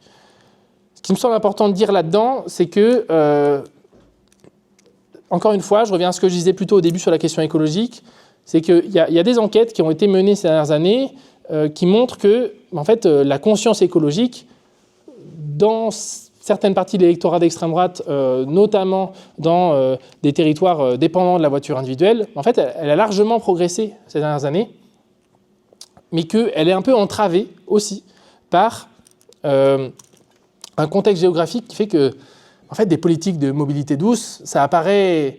C'est pas que ça apparaît pas désirable pour certains de ces ménages, c'est plutôt qu'elles apparaissent impossibles. C'est-à-dire que dans une zone pavillonnaire vaste, comment est-ce qu'on fait un réseau de bus qui peut desservir un peu également le territoire. Il y a un peu une espèce de conscience latente qu'en fait, ces politiques, entre guillemets, elles ne sont pas adressées pour ces territoires-là. Ce qui me semble un petit peu... je vais terminer sur une note un petit peu pessimiste, c'est pas toujours la meilleure chose pour terminer une conférence, mais c'est que, en fait, d'un point de vue mobilitaire, ce type de territoire, je pense que si le vote d'extrême droite se développe, c'est notamment parce qu'il y a un peu cette idée qu'en fait, on est un peu coincé avec cet étalement urbain et que c'était une politique qui, évidemment, n'a pas été menée dans un but de ravage écologique, mais qui, en fait, il n'y a pas vraiment de solution miracle qui va permettre d'écologiser ce type de territoire de manière automatique, en un claquement de doigts, avec un type de politique de mobilité en particulier, ou un type de politique énergétique, de rénovation des bâtiments, par exemple, qui va rendre ces territoires à un seul coup beaucoup plus durables. Je pense que la dispersion, ça c'est aussi assez documenté par d'autres travaux en géographie, à quel point la dispersion aussi dans l'espace de l'habitat a des effets écologiques assez néfastes par rapport au contraire à la concentration urbaine. Alors, je ne suis pas en train de dire qu'il faut tous s'entasser dans des immeubles et d'avoir des surfaces habitables extrêmement faibles, mais simplement, il y a quand même des économies d'échelle au fait de concentrer dans les villes un certain nombre de services et de fonctions sociales particulières, parce que, en fait, il y a voilà, moi je le dis avec les économies d'échelle qui peuvent être assez importantes, notamment en termes de consommation énergétique, de centralisation des moyens de transport, etc. Voilà, on va être là. Merci beaucoup. Oui, merci beaucoup pour cette présentation qui, en effet, réunit plein d'éléments qu'on connaît, mais qu'on n'a jamais mis tous ensemble. Moi, j'aurais plusieurs questions. Dans la présentation macro que vous avez faite, vous avez parlé assez rapidement des routes, que ça n'était pas la voiture qui avait amené les routes, que la question des routes était assez complexe, mais si vous arrivez à en dire quelques mots, qu'est-ce qui a fait qu'on a développé les routes? Et puis l'autre chose, vous n'avez pas du tout parlé de cette volonté en France et en Allemagne de rendre accessible la voiture en promouvant la VV, la 2 chevaux, et j'avoue que j'ai oublié qu'est-ce qui a amené ça, le contexte politique. Ensuite, sur les derniers éléments que vous avez amenés par rapport à la différence entre la France et la Suisse en termes de couverture de transport public est énorme. En Suisse, on a quasi tous les villages qui ont au moins un quart postal, plusieurs possibilité de se déplacer sans la voiture.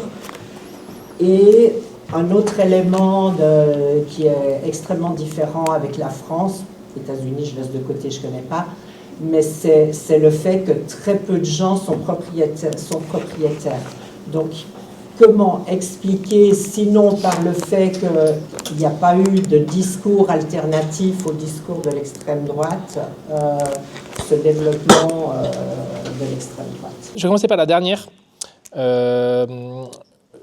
Oui, je pense qu'il y a plusieurs éléments effectivement particuliers en Suisse, que ce soit la couverture en transport ou le taux de propriétaires dans la population. Voilà.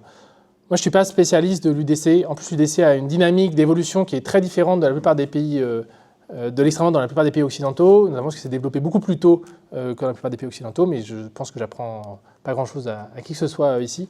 Donc, je vais un peu laisser de côté la question, celle-là, je suis désolé, je n'ai pas trop d'éléments de réponse spécifiques sur l'UDC. Je pense qu'il y a des éléments peut-être un peu plus macro de qu'est-ce qui fait que l'extrême droite se développe, sur la diffusion d'un certain nombre d'idées réactionnaires dans la société, de manières de le faire, mais du coup, je pense qu'on sort un petit peu du cadre pour aujourd'hui. Voilà. Par contre, sur les deux premières questions,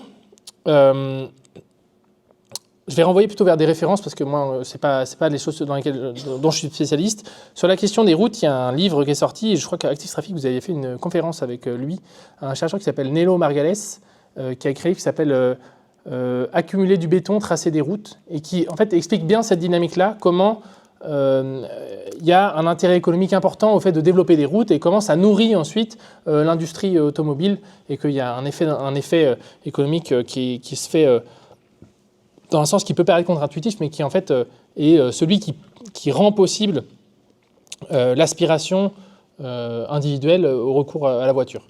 Je peux me reporter sur lui. Moi, je ne suis pas en plus économiste, donc je ne vais pas rentrer dans les logiques économiques complexes derrière.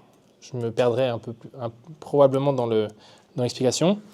Et sur les politiques de promotion de la voiture individuelle, de marques en particulier, en fait, il y a aussi tout un aspect que je n'ai pas évoqué, c'est le lobbying de l'industrie automobile. Pareil, ça c'est aussi quelque chose qui est largement documenté. Enfin, il y a plein de secteurs qui ont fait l'objet de ce type d'études. Je pense que c'est un élément important. Maintenant, je le replacerai, j'en ferai un petit peu, je dirais, l'aboutissement de l'ensemble un peu macro que j'ai évoqué. C'est-à-dire que ces politiques marketing de défense de certaines voitures individuelles en particulier, de certains modèles et érigés en tant que symboles nationaux aussi dans certains cas, ils ne deviennent effectifs qu'à partir du moment où il y a des infrastructures qui permettent de recourir à ce type de mobilité. Moi, je le vois un petit peu comme ça. Mais je ne pense pas que ce soit un élément dispensable. Mais simplement, j'ai l'impression que souvent, on va beaucoup mettre l'accent sur justement les campagnes marketing qui vont défendre la voiture, etc. Et on oublie un petit peu justement le panorama qui me semble être en fait le cœur du problème et que c'est vraiment la question de l'aménagement du territoire qui rend la voiture, à mon sens, aussi centrale dans le mode de vie. Je me demandais un peu justement sur ta conclusion plutôt pessimiste concernant les espaces périurbains. Je pense que tu as très bien expliqué justement ce truc un peu de cul-de-sac et qu'est-ce qu'on fait. Mais est-ce que tu étends ce pessimisme aussi un peu aux espaces ruraux, plus usuels, on va dire, un peu la campagne comme on l'a en tête, typiquement aussi en lien avec la perte énorme du rail dans pas mal de pays, dont la France ou les USA, typiquement depuis le début du XXe siècle. Et est-ce que là, on n'a pas quand même des choses à faire, on va dire, politiquement plus que juste dire, ces espaces sont mal construits et ça va être compliqué de rallier cette population. Est-ce que là, on n'a pas quand même des choses en termes mobilité à proposer à ces espaces pour essayer de reconquérir et justement d'éviter ce vote d'extrême droite? Et est-ce que justement, je me demandais un peu par rapport à la Suisse, j'ai l'impression qu'on a aussi un rail très développé plus au niveau local. Tu as peu développé la Suisse, mais je ne sais pas si tu as des choses un peu à dire. Est-ce qu'en Suisse, on a moins de bagnoles qu'ailleurs? Est-ce qu'on roule moins? Justement, un peu des chiffres par rapport à ça. Et est-ce que tu fais des liens avec le rail en Suisse ou pas? Là-dessus, je resterai répondre de Active Traffic sur l'aspect vraiment rail. Je pense que vous avez plus d'éléments concrets que moi sur la Suisse. Mais simplement, je pense sur la question des espaces ruraux. J'ai beaucoup centré les choses sur la question du périurbain plus que sur le rural. Il y a quand même une raison à ça. C'est que, après, ça dépend toujours des méthodes de comptage, etc. Mais c'est que finalement, beaucoup d'espaces qu'on considère comme ruraux d'un point de vue morphologique, comme je le disais, en fait, c'est des espaces qui sont périurbains. C'est-à-dire qu'ils sont vraiment intégrés dans ce qu'on appelle une aire urbaine. La différence entre agglomération urbaine et aire urbaine, c'est cette différence de définition. L'agglomération, c'est vraiment la continuité du bâti, et l'aire urbaine, c'est en gros l'aire de rayonnement d'une ville. En fait, si on regarde la situation très concrète du vote pour l'extrême droite entre la France et les États-Unis, on a une situation assez différente. C'est-à-dire qu'aux États-Unis, de ce que moi j'ai vu, j'ai l'impression qu'il n'y a pas vraiment de différence entre espaces ruraux et espaces périurbains, pour un certain nombre de raisons. Parce que, voilà pour les États-Unis. En France, il y a une différence assez nette. C'est-à-dire que finalement, les espaces ruraux profonds, comme on les appelle dans la terminologie de l'Institut de statistique, en fait, c'est des espaces qui votent moins pour l'extrême droite que les espaces périurbains. Et cette différence, elle me semble quand même importante, parce que je pense qu'elle a trait quand même au fait que, justement, la périurbanisation en France, elle a été largement encadrée aussi par des politiques publiques d'aménagement du territoire, d'installation d'un certain nombre d'infrastructures, etc. Donc, c'est-à-dire que ce n'est pas exactement le même type d'espace périurbain. C'est-à-dire qu'il y a eu une forme de décroissance d'un certain nombre d'espaces périurbains où des commerces ont fermé, des écoles ont fermé, etc. Et c'est un peu tout ce vocable de la fermeture des services publics qui est largement alimenté par l'extrême droite en France. Et il y a un récit important en France qui est celui de la France périphérique, que vous avez peut-être déjà entendu. Je pense que ça décrit notamment cette dimension-là. France périphérique au sens géographique, les territoires qui ne sont pas les territoires centraux de l'activité, de la politique, de la décision en France, mais aussi France périphérique au sens de territoires qui sont périphérisés par des politiques publiques où en fait on retire un certain nombre de services, d'infrastructures, etc. Donc je pense qu'il y a quand même c'est là que ça montre que finalement les moyens d'action ils sont un peu différents sur les territoires périurbains et ruraux. Et c'est pour ça que je suis pessimiste en fait. C'est que en fait, dans les territoires ruraux, il y a plein d'autres déterminants.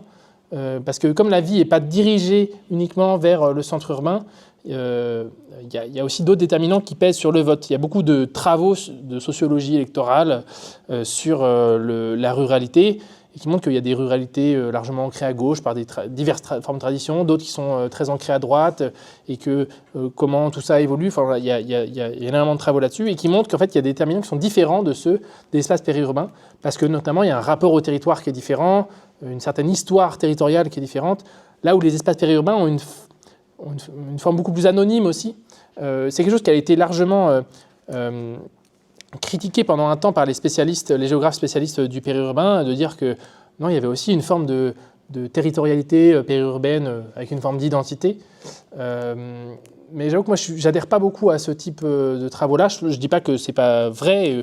Évidemment, les territoires qu'on désigne comme périurbains, il y a aussi des gens qui habitent, des ménages qui habitent de génération en génération. L'idée, c'est pas de homogénéiser complètement, c'est plutôt d'essayer de voir des dynamiques structurelles dans ce processus-là. Voilà pour mon pessimisme. Moi, je suis économiste et puis je vois un lien aussi assez étroit entre une population qui, à l'époque, était plutôt classe moyenne, effectivement, périphérie, périurbain, qui accédait à un modèle de vie promis, effectivement, la voiture, le pavillon, et qui se retrouve mis un petit peu, effectivement, qui a un ressentiment d'être mis de côté au niveau du développement économique, avec des gens très qualifiés qui continuent à progresser au niveau du pouvoir d'achat, et d'autres gens qui n'ont pas leur pouvoir d'achat qui progressent, voire qui perdent leur emploi parce que l'économie change, et puis qui finalement s'accrochent aux acquis qu'ils ont, tant bien que mal, parce qu'on ne leur offre pas de solution alternative, qui est entre autres la voiture. Voilà. Et en plus, comme tu le disais, avec l'aménagement du territoire qui ne permet pas vraiment de faire autrement. Effectivement, ça devient le symbole du rêve qu'on leur avait vendu ou qu'ils avaient vu à une époque où ils étaient mieux lotis de la société et puis ils se voient se déclasser peu à peu et puis voilà, ils s'accrochent à ce qui reste et la voiture reste là. Oui, je suis tout à fait d'accord. Et surtout, en fait, ce qui me semble important, c'est aussi de voir qu'il y a eu un phénomène un peu d'homogénéisation par l'espace de qui habite les espaces périurbains. Parce qu'en fait, il y a le périurbain, il y a différentes strates. Alors, je vais le faire de manière très schématique. C'est-à-dire que globalement, il y a plutôt les classes moyennes supérieures qui sont plutôt proches des villes, dans le périurbain plutôt proche. Et dans le périurbain plus lointain, c'est plutôt des classes sociales plus, alors non pas précaires, mais plus populaires, qui du coup ont eu besoin en fait, évidemment de s'éloigner des centres-villes pour avoir accès à des terrains moins chers et pour simplement réaliser cette espèce de concrétisation de qu'est-ce qu'est le modèle familial jugé le plus désirable dans la société. Pour le mettre en pratique, il y avait besoin de s'éloigner d'autant plus des villes. Et en fait, c'est essentiellement cette population-là qui, dans des enquêtes fines de sociologie électorale, il y a des chercheurs qui ont réussi à isoler le fait que, justement, c'était cette couche spécifique-là des classes populaires qui avait basculé vers l'extrême droite, justement en raison de, ce rêve déchu un petit peu, et de comment ça a façonné aussi tout un imaginaire social associé à ça. Si ça vous intéresse, on sort un tout petit peu de la question de l'aménagement du territoire, mais ça rejoint quand même bien, c'est un peu cette dimension-là. C'est un sociologue, non, pas un sociologue, n'importe quoi, un philosophe qui s'appelle Michel Feher, F-E-H-E-R, qui a écrit un livre qui s'appelle Producteurs et parasites, qui est un peu sur l'imaginaire social, politique du Rassemblement national en France, mais qui est largement inspiré de la situation américaine. Je suis désolé pour la récurrence de la comparaison France-États-Unis ce soir, mais qui montre assez bien cette dynamique-là, comment en fait c'est aussi à la faveur d'un changement de contexte économique général, et que ce qui était une forme d'ascension sociale à un moment, par le changement de contexte, devient aussi une forme de piège, une forme une situation où les ménages se sentent coincés. Et en fait, la voiture, la défense de la voiture, c'est effectivement une forme de résistance dans ce contexte-là. Mais résistance qui est aussi une manière aussi de... résistance, il y a un côté peut-être presque un peu global à le présenter comme ça, c'est conceptualisé comme une forme de résistance. C'est aussi simplement une manière de se dépatouiller à partir de ce contexte en fait, qui peut être matériellement évidemment très difficile. L'idée, c'est pas de dire qu'il y a une forme de stabilité qui serait pas reconnue par ces ménages, etc. Mais plutôt que, en fait, il y a effectivement une situation... à la faveur du changement de contexte global, ça a entravé aussi certaines des aspirations et leur mise en œuvre telles qu'ils pouvaient l'imaginer. J'ai envie de poser une question un peu provocatrice. Du coup, on nous promet la voiture autonome, machin. Toi, avec ta lecture, comment tu penses que ça rebattrait les cartes si on avait vraiment une voiture autonome en termes d'étalement urbain, et comment ça impacterait en fait l'influence de ça sur les écologies? J'ai pas réfléchi à la question. Par contre, ce que je pourrais dire, c'est que il y a une dimension qu'on a assez peu évoquée. Je l'ai évoqué au tout début, c'est la dimension écologique. Et c'est que finalement, les véhicules autonomes ou électriques, ce qui compte aussi, c'est à quel point ils sont gourmands en ressources ou pas. Moi, je ne suis pas hostile à la voiture individuelle dans l'absolu. Ce qui me semble important, c'est toujours de la réinsérer dans des paysages globaux. Et pour le coup, sur toutes les ressources nécessaires à la construction d'une voiture électrique, je sors un peu de la question de l'autonomie, mais disons que c'est aussi des ennemis qui sont souvent un peu enchevêtrés. C'est les mêmes acteurs qui peuvent un peu, j'ai l'impression, défendre ces deux types de voitures. Exactement. En fait, c'est même presque renforcé. C'est-à-dire que par rapport au pétrole, le pétrole, c'est un peu compliqué parce que c'est un impérialisme qui repose largement aussi sur des pays qui, entre guillemets, ont un peu réussi à tirer leur épingle du jeu, là où la prédation est beaucoup plus brutale sur un certain nombre de métaux stratégiques nécessaires dans la voiture électrique. Alors, c'est aussi assez variable parce que beaucoup de métaux stratégiques, c'est en fait le premier producteur, c'est la Chine. Donc au contraire, la Chine a plutôt même verrouillé certains métaux spécifiques qui sont nécessaires pour... Là, on sort de la question de la voiture, hein, c'est pour l'ensemble des nouvelles technologies, des technologies de l'information et de la communication en particulier, des outils informatiques et de leur généralisation en général. Et voilà. Du coup, on est plutôt, à mon sens, au centre de renforcement de cette infrastructure impériale et du mode de vie qui en est la matérialisation. On serait plutôt dans cette dynamique-là. Et du coup, quels effets ça pourrait avoir sur la politisation de la voiture individuelle, franchement, je ne sais pas. Ça nécessite une réflexion spécifique, je pense. Ouais. Moi, c'est pas une question, mais c'est peut-être des éléments. Le taux autonome, il estime qu'il y aurait 0,6 passagers par voiture. Encore maintenant. Bah oui, qu'est-ce que tu sais faire ça? Et j'ai vu à la ville de Genève, enfin à Genève, une voiture globalement, il faut 3 000 stationnements pour une voiture. Et ça fait plus, actuellement, il y a plus de place pour les voitures que pour les habitants. Voilà. Une voiture autonome, ça peut renforcer ça. Ouais, par rapport au contexte économique, tu n'as pas cité 2 pays en Europe, que sont l'Allemagne et l'Italie, qui ont construit des autoroutes avant que la voiture soit généralisée, et pour des raisons qui tout à fait indépendantes, pour des raisons strictement économiques, essentiellement pour lutter contre le chômage. Et c'était 2 régimes fascistes. Ça, c'est une première constatation. Et puis la deuxième, c'est que en fait l'automobile, comme la reconstruction issue de la Deuxième Guerre mondiale, ont été les 2 gros moteurs de la croissance au cours des Trente Glorieuses. Je crois que ça, c'est les facteurs économiques centraux et déterminants par rapport au règne de l'automobile et de l'aménagement du territoire. Je sais pas ce que tu en penses. Oui, sur le premier élément, je pense que c'est assez essentiel et ça reflète exactement le fait qu'il y a un intérêt économique direct au fait de construire des autoroutes qui n'est pas nourri par le développement de l'automobile. Enfin, c'est exactement ce que tu as dit. Sur le deuxième point, je pense que justement... évidemment qu'il y a la voiture comme moteur de la croissance, le développement de l'industrie automobile comme moteur de la croissance, c'est absolument essentiel, mais intégré avec aussi le développement de l'infrastructure territoriale. Je pense que c'est justement un peu ce qui, dans un certain nombre d'analyses, je ne dis pas dans la tienne en particulier, mais dans un certain nombre d'analyses, manque un peu. Et dans ces récits un peu libéraux de développement de la voiture individuelle, c'est un peu les industriels, parce que c'est un peu la version positive de ce discours. Dire les industriels ont développé la voiture, c'est une prouesse technologique d'avoir réussi à industrialiser complètement ce type de production, etc. Et il me semble important de réussir à réintégrer aussi toute la question du déploiement de toute une infrastructure d'habitation et de déplacement qui est aussi enchevêtrée, quoi. Voilà. Mais ça ne remet pas en cause la place de l'industrie automobile, évidemment, dans la dynamique économique d'après-guerre. Hein. Mais c'est simplement, je pense qu'il faut réussir à tenir les 2 bouts ensemble, quoi. Tu as parlé des gilets jaunes sans beaucoup développer.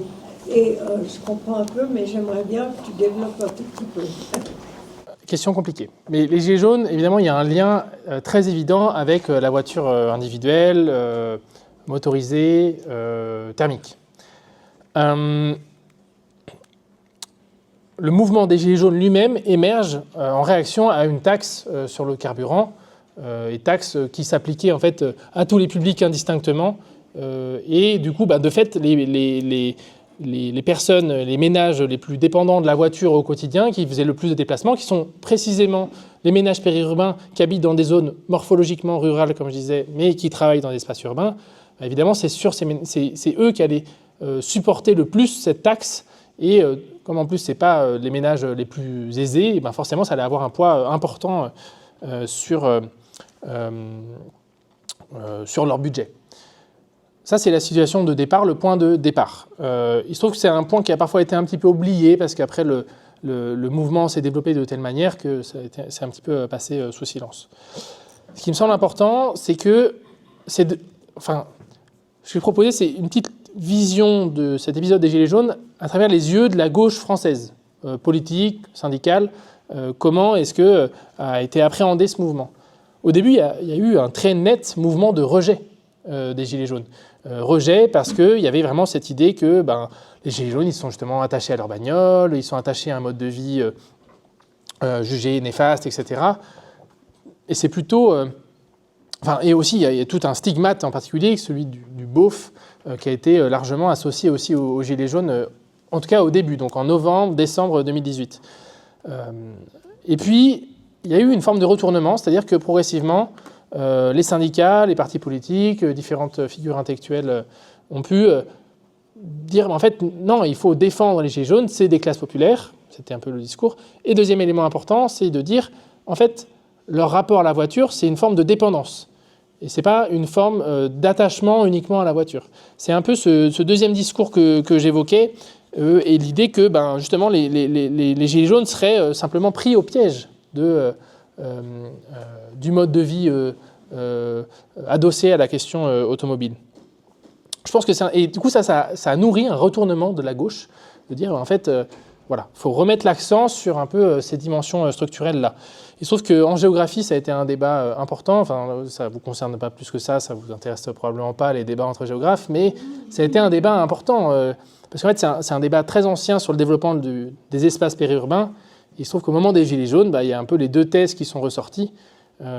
Celle de, en fait, les Gilets jaunes le méritent bien, entre guillemets, leur situation de dépendance vis-à-vis de la voiture, et l'autre thèse de, en fait, ils sont largement dépendants de transformations structurelles générales. Moi, ce qui me semble important, c'est de voir que, en fait, on commence à avoir les enquêtes un peu précises sur les Gilets jaunes qui sortent, parce que vous savez que le temps de la recherche est quand même assez long. Les projets de recherche qui, en France, sont lancés, en gros, à partir de 2020 sur la question des Gilets jaunes, les grands projets de recherche, c'est un peu maintenant que ça dure à peu près 5 ans, à peu près. Les principaux résultats commencent à sortir et on voit que en fait, qui s'est mobilisé au début des Gilets jaunes, plutôt à la fin, etc. Il y a eu des variations très importantes et du coup des rapports aussi à la question de la voiture, etc., qui étaient très différents. Et notamment qu'au début des Gilets jaunes, il y avait beaucoup de petits entrepreneurs et finalement plutôt des fractions supérieures des populations rurales qui avaient investi cette espèce de front d'anti-taxe carbone, ce qui n'est pas forcément le type de population qui a perduré ensuite dans cette mobilisation des Gilets jaunes. Donc en fait, il faut avoir, je pense, une lecture un peu périodisée un petit peu de ce mouvement des Gilets jaunes et que la place de la voiture individuelle dedans et de comment est-ce que c'est vraiment un mouvement de réaction vis-à-vis de la taxation des carburants fossiles. Oui, ça démarre comme ça, mais en fait, concrètement, après, ça prend des formes bien différentes et ça devient un enjeu qui n'existe presque plus. Et puis après, on a bien vu, les Gilets jaunes, ça s'est développé dans une perspective politique qui n'avait presque plus aucun rapport avec la voiture individuelle. Voilà. Ce que je voulais simplement dire en l'évoquant, c'est que c'est le contexte, à mon sens, les Gilets jaunes, qui, dans le contexte francophone, a réintroduit la question de la périurbanisation. Ce n'est pas un choix des personnes, mais c'est aussi largement déterminé par un contexte économique d'expansion des villes. Voilà. C'est ça que je voulais vraiment mettre en évidence en évoquant les Gilets jaunes. Oui, je me demandais, justement, par rapport aux plus jeunes générations, est-ce que, justement, il y a encore des rêves ou pas aujourd'hui de ce genre de mode de vie pavillonnaire, que ce soit chez des personnes qui n'y habitent pas, ou chez les nouvelles générations aussi. Ça, surtout aussi par rapport à ça, par rapport aux jeunes générations qui ont vécu, qui sont nées dans ce genre d'environnement. Est-ce qu'il y a une envie ou pas trop de perpétuer ça ou pas? Et puis justement, comme ça c'était un peu présenté par certaines personnes un peu dans la discussion, on a l'impression dans la présentation comme un mode de vie entre guillemets en disparition à moyen terme, etc. Si oui, qu'est-ce que seront les conséquences justement aussi urbanistiques sur l'espace de ce genre de choses, voilà. Et puis après à l'inverse, mais bon peut-être c'est trop général comme question, mais si peut-être ça s'éloigne trop du sujet central, mais si à l'inverse, du coup, il y a aussi comme il y a évidemment une forte montée de l'extrême droite aujourd'hui, fascisation, etc. Est-ce qu'à l'inverse, il y a des nouveaux modes de vie aujourd'hui de l'extrême droite qui sont autres que les modes de vie pavillonnaire que tu as présentés? Je vais commencer par la dernière question, parce que, en fait, un biais important aujourd'hui, c'est que j'ai beaucoup focalisé sur le périurbain, etc. Évidemment, l'électorat d'extrême droite, il est bien plus diversifié. Il y a plein d'autres déterminants. Je pense que c'est une facette importante. Dans un certain nombre de pays où, effectivement, il y a eu une périurbanisation importante, etc. Mais je ne veux pas non plus laisser penser que je pense que c'est le seul déterminant de la montée de l'extrême droite, évidemment. Aussi, il y a évidemment une extrême droite urbaine. Voilà. Enfin, il y a plein d'autres contextes, plein d'autres éléments qui jouent. Mais je pense que c'est un élément, cette lecture géographique, qui apparaît assez peu. Alors que je pense que il y a quand même quelque chose d'important. Pourquoi est-ce que je l'ai cadré comme ça? C'est parce que le concept que j'évoquais un peu plus tôt de France périphérique, en fait, ça a été un vaste débat dans le contexte de la géographie francophone. Encore une fois, un sujet un petit peu de niche, mais en fait, qui, je pense, a une réalité importante. C'est-à-dire que le Rassemblement national, en France, le Front national plus le Rassemblement national, ils ont beaucoup mis en avant cette idée de France périphérique, soit en l'utilisant de manière explicite, soit de manière un peu plus latente. Et ça me semble important parce que c'est un récit géographique qui est proposé et qui est un peu homogénéisant. C'est-à-dire qu'il y aurait des villes qui seraient gagnantes de la mondialisation et des territoires périurbains et ruraux qui seraient des perdants de la mondialisation. Et ça, c'est un récit qui marche assez bien en fait avec leur discours et qui vont défendre une forme de la vraie France, celle qui est tenue à l'écart de la mondialisation et de ce dont elle profite. Et finalement, il y a des espèces d'élites cosmopolites en ville, les bobos, on peut les appeler un peu, enfin, ils les appellent un peu différentes appellations, qui en fait voudraient piétiner le mode de vie à l'occidental qui dominerait dans les territoires de la dite France périphérique. Je pense que c'est un récit beaucoup trop homogène pour plein de raisons. Déjà parce que les espaces urbains, en fait, il y a aussi, c'est les espaces qui concentrent les populations les plus pauvres en réalité dans la plupart des pays. En France en particulier, c'est extrêmement le cas. Les territoires ruraux sont certes plus, là vraiment on sort du cas suisse. La Suisse a vraiment des spécificités de ce point de vue-là que je maîtrise même pas assez. Mais en France, il y a un peu cette idée, les territoires ruraux ils sont délaissés. C'est ça le discours un petit peu de la France périphérique. Mais en fait, si on regarde concrètement les chiffres, c'est des territoires qui sont proportionnellement plus pauvres que les territoires urbains, mais c'est des territoires qui sont aussi plus homogènes. Il y a moins de très pauvres, il y a moins de très riches, et du coup, ça ne tire pas la moyenne vers le haut, mais la distribution des revenus est beaucoup plus concentrée autour de la moyenne du territoire, contrairement aux espaces urbains qui concentrent toujours, encore aujourd'hui, les populations les plus pauvres. Ça, c'est d'un point de vue global. Mais même si après on rentre dans les territoires urbains, en fait, si on rentre à l'échelle de la commune, les communes les plus pauvres, c'est des communes urbaines. Ce n'est pas des communes rurales.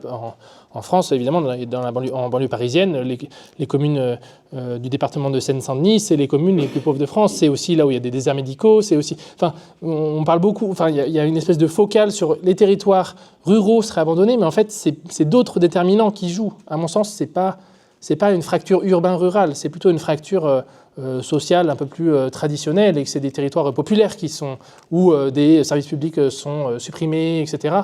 C'est pas le critère urbain-rural. Et je pense que ce point sur les déserts médicaux, ça me semble important, parce qu'il y a un peu ce cadrage en France.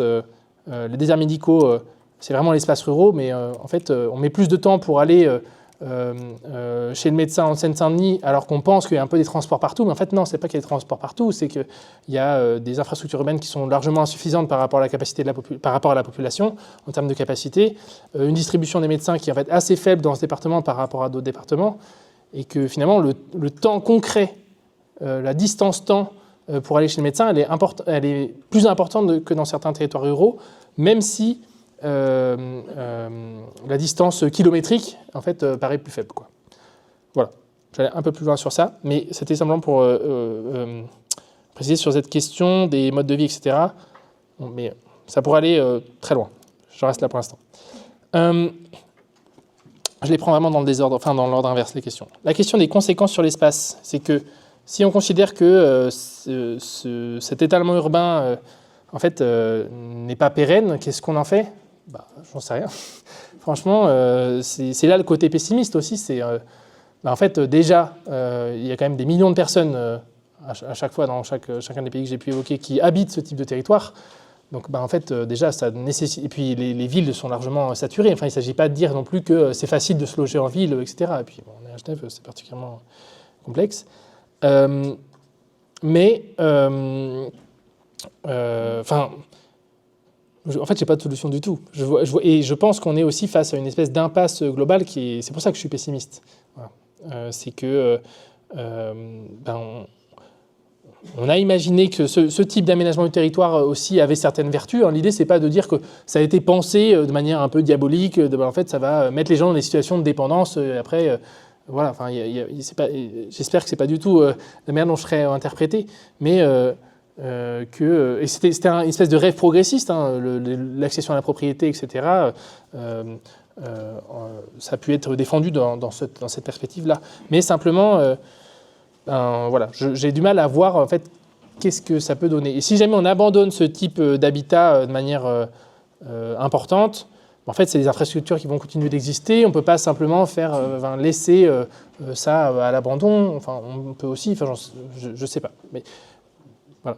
Peut-être si je peux donner une autre référence, il y a un philosophe français qui s'appelle Alexandre Monin qui travaille sur la question de ce qu'il appelle les communs négatifs. Donc, c'est toutes ces infrastructures qu'on délaisse pour des raisons écologiques notamment. Mais qu'est-ce qu'on fait? Comment on s'en occupe quand même? Comment on est obligé d'avoir une forme de gestion de ces infrastructures-là. Voilà, il y a 2 livres. Il y en a un avec 2 co-auteurs à lui qui s'appelle Héritage et fermeture, qui aborde cette question des communs négatifs. Et l'autre qui est précisément sur cette dimension-là, sur la dimension politique, qui s'appelle politiser le renoncement. Si on renonce à certaines infrastructures, comment est-ce qu'on en prend soin quand même collectivement? Et je pense que c'est un élément qui, effectivement, il faut penser. Alors, ça concerne les espaces périurbains, ça concerne les oléoducs, ça concerne tout un tas d'infrastructures polluantes. Donc, il faut quand même intégrer aussi dans la réflexion. Il ne s'agit pas de dire juste on les laisse tomber, on n'y recourt plus et le problème est réglé. Maintenant, sur la question des jeunes générations, franchement, je n'ai pas de chiffres en tête. Je pense qu'il y a des limites structurelles qui font que, en fait, l'étalement urbain dans les pays occidentaux, c'est pas qu'il est achevé, mais il s'est largement ralenti quand même. Donc ça fait aussi qu'il y a probablement... ça nourrit d'autant moins les aspirations à ce type de mode de vie. Aussi parce que la manière dont il se développe assez largement un peu aux confins des espaces, des aires urbaines, donc toujours plus loin des grandes villes. Et donc si on est vraiment dépendant d'un point de vue emploi, activité sociale et culturelle en général de la vie urbaine, ça fait des territoires qui sont toujours plus loin et avec toutes les contraintes de mobilité qui se renforcent aujourd'hui, peut-être que ça nourrit un peu moins la désirabilité d'habiter dans ce mode de vie-là. Voilà, je ne sais pas. Peut-être qu'il y a aussi des effets culturels un peu plus latents de, l'échec un peu de ce mode de vie pavillonnaire fait aussi qu'il est rendu moins désirable pour un certain nombre de jeunes générations. Je ne sais pas. Il faudrait investiguer ça précisément. Merci Antoine, j'ai trouvé super intéressant. 2-3 petites idées.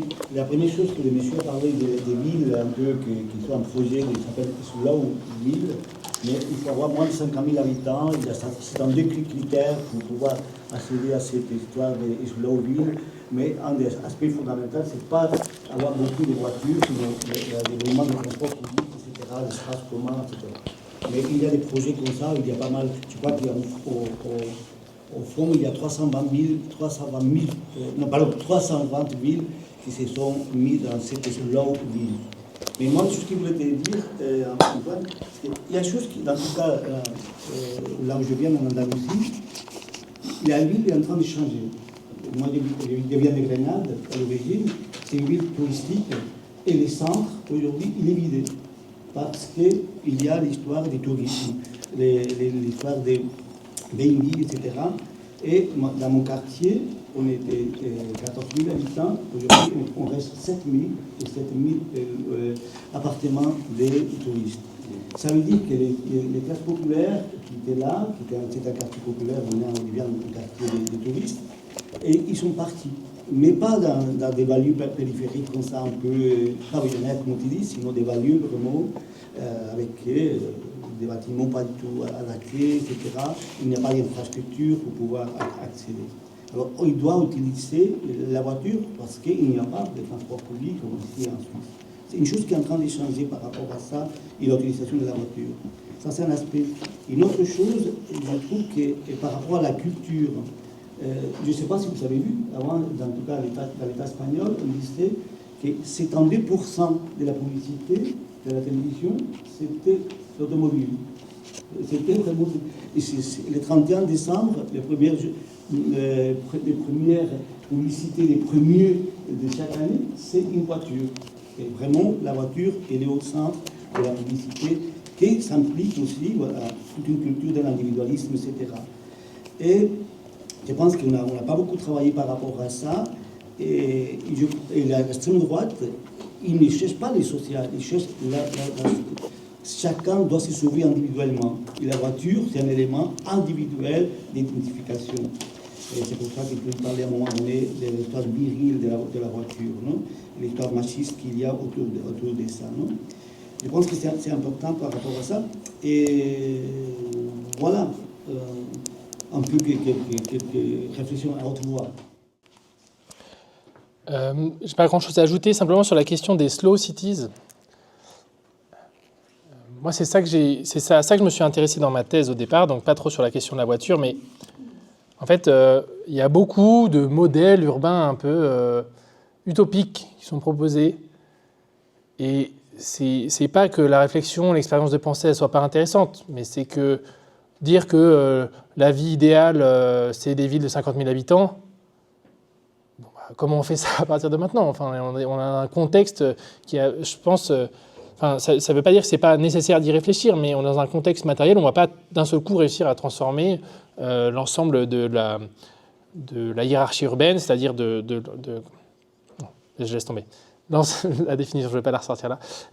Le fait qu'on a des villes extrêmement grandes, plusieurs millions d'habitants, comment on va passer à des unités de 50 000 qui, selon pas mal de modèles qui sont proposés, il y aurait un territoire environnant qui permettrait de pourvoir aux besoins en alimentation, etc., de la ville. Moi, j'avoue que ces perspectives-là, je les trouve... comment dire, elles me chagrinent un petit peu parce que, et non pas, encore une fois, non pas sur les objectifs et non pas sur le modèle qui est proposé dans l'absolu, mais sur la manière de l'implémenter, comment est-ce qu'on peut en faire une stratégie politique, etc. Ça me semble difficile. Et en fait, ça rejoint un peu la question de la ville du quart d'heure qui a été un peu mentionnée plus tôt. Très intéressant, la ville du quart d'heure, parce que la ville du quart d'heure, the 15-minute city, c'est un concept d'un urbaniste qui a développé ça il y a une quinzaine d'années, il me semble, et qui a notamment été adopté par Anne Hidalgo, la maire de la ville de Paris.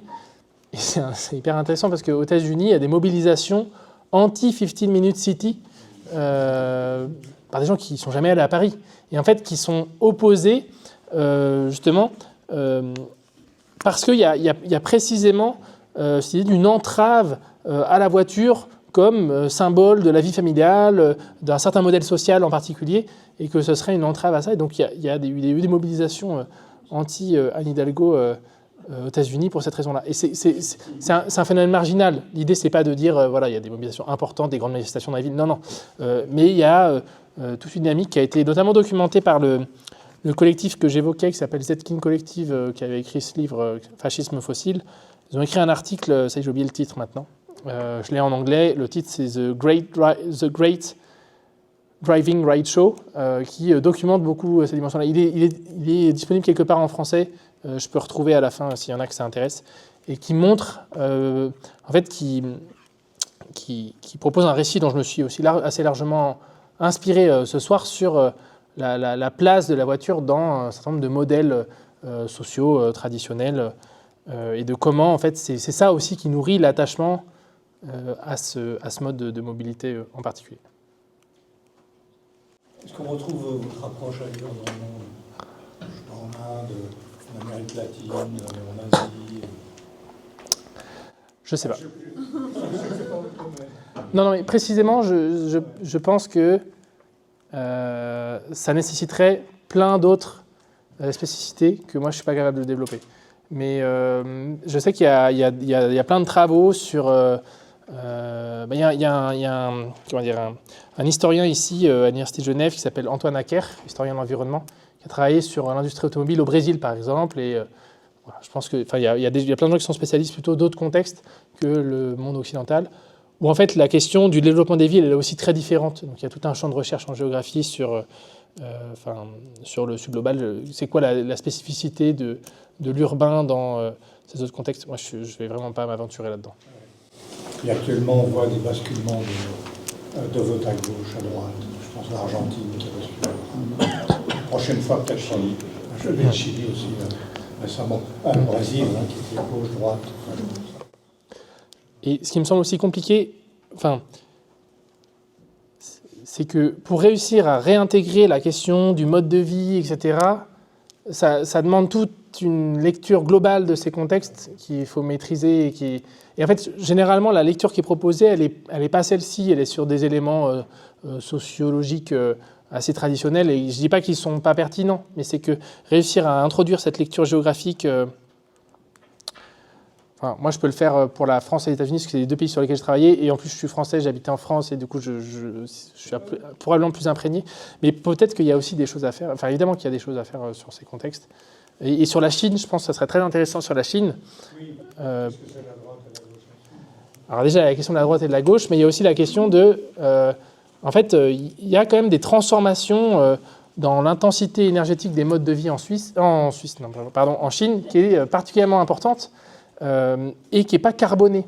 C'est vrai que je ne dis pas du tout ça pour défendre le modèle chinois d'un point de vue énergétique, hein, je précise bien, mais c'est un pays qui a investi largement dans les énergies renouvelables, aussi avec dans la perspective de s'émanciper de la dépendance au pétrole, etc., sur un certain nombre de plans, tout en restant un pays, le principal contributeur, l'un des principaux, je ne sais plus si c'est toujours le principal la Chine, au réchauffement climatique global, bien sûr, parce qu'il y a des effets d'échelle particulièrement importants. Mais je pense que c'est un élément à noter qu'il y a une réflexion aussi sur la pérennité du mode de vie à la chinoise qui est en train de s'installer dans le pays, quoi.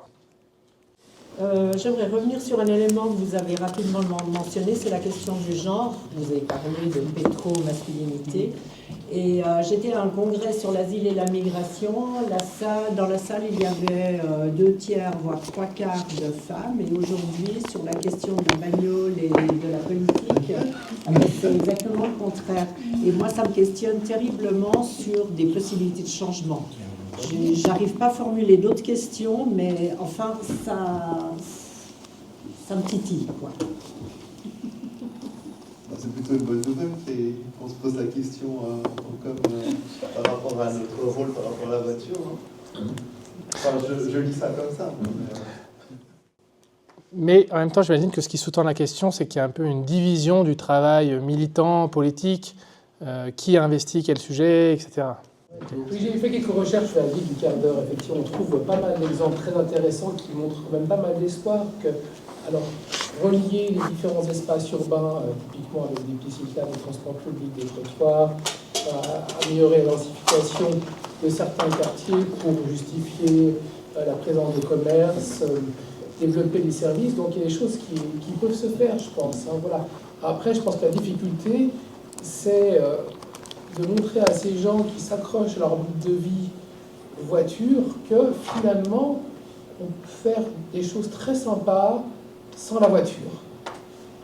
Et tout en prenant un peu de place à la voiture, parce qu'elle prend beaucoup de place. Hein. Je pense que c'est la grande difficulté qu'on a, parce que finalement les gens qui sont plutôt anti-voiture actuellement, on se rend compte qu'ils marchent de plus en plus, ils prennent de plus en plus le transport public, ils prennent de plus en plus le vélo. Mais tant qu'ils n'ont pas expérimenté, ils ne le voient pas. Et là, je pense qu'on a une difficulté. La ville du quart d'heure, c'est la même chose. Si on commence à faire d'autres aménagements, d'autres chemins pour se déplacer, on densifie un petit peu, on crée une petite zone artisanale, je ne sais pas quoi, des choses qui sont proches des habitants, c'est difficile à montrer que ça pourra être mieux après, en fait. C'est un peu la stratégie de la Confédération. La Confédération suisse, un peu sa stratégie. Avec les projets d'agglomération, c'est un peu ça. Les projets d'agglomération, c'est un peu ça. C'est construire des nœuds, des centres, des polarités. Avec machin qui veut des autoroutes ou des effets qu'on a dit non.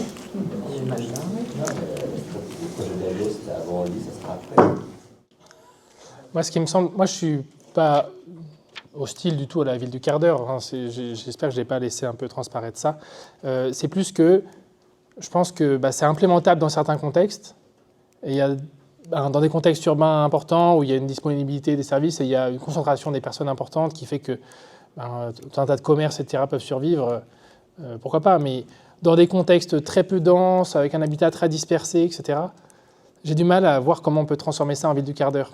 Précisément dans ces espaces périurbains. Ça ne veut pas dire que c'est impossible dans l'absolu, mais en fait, ça nécessite aussi de rompre radicalement avec un mode de vie urbain, dominé par la place du travail dans la vie quotidienne, etc. Je pense que pour moi, il est là l'élément clé. Ce n'est pas uniquement la question de la voiture, mais c'est aussi des transformations sociales plus générales. Il y avait une main qui s'est relevée là-bas. Non, dernière. La dernière question, juste sur cet aspect complotisme et la ville du quart d'heure. En fait, c'était, si je me souviens bien, dans le contexte du Covid, c'était l'ancien directeur du World Economic Forum qui avait parlé de cette idée du 15 Minute City. Et ça avait été repris dans les fake news, notamment d'extrême droite, comme quoi cette personne, j'ai oublié son nom, cet ancien directeur, il alimentait beaucoup de fake news d'extrême droite, et dans ce contexte-là, ça avait été tourné comme quoi les gens allaient empêcher d'aller au-delà de 15 minutes de chez eux, ce qui évidemment a été une idée absurde, mais qui a été cru par beaucoup de gens, et qu'en fait ces auteurs de 15 Minute City ont été menacés de mort, mais à un niveau absolument fou. Et pour ajouter, donc c'est au-delà de Anne Hidalgo, c'était vraiment l'idée même de restreindre la mobilité des gens dans le contexte du Covid, qui était aussi particulièrement. Exactement, et c'est pour ça que j'ai mentionné Anne Hidalgo. Ce qui est intéressant, c'est que du coup ça s'est aussi focalisé contre elle parce qu'elle l'a promu dans les discours politiques.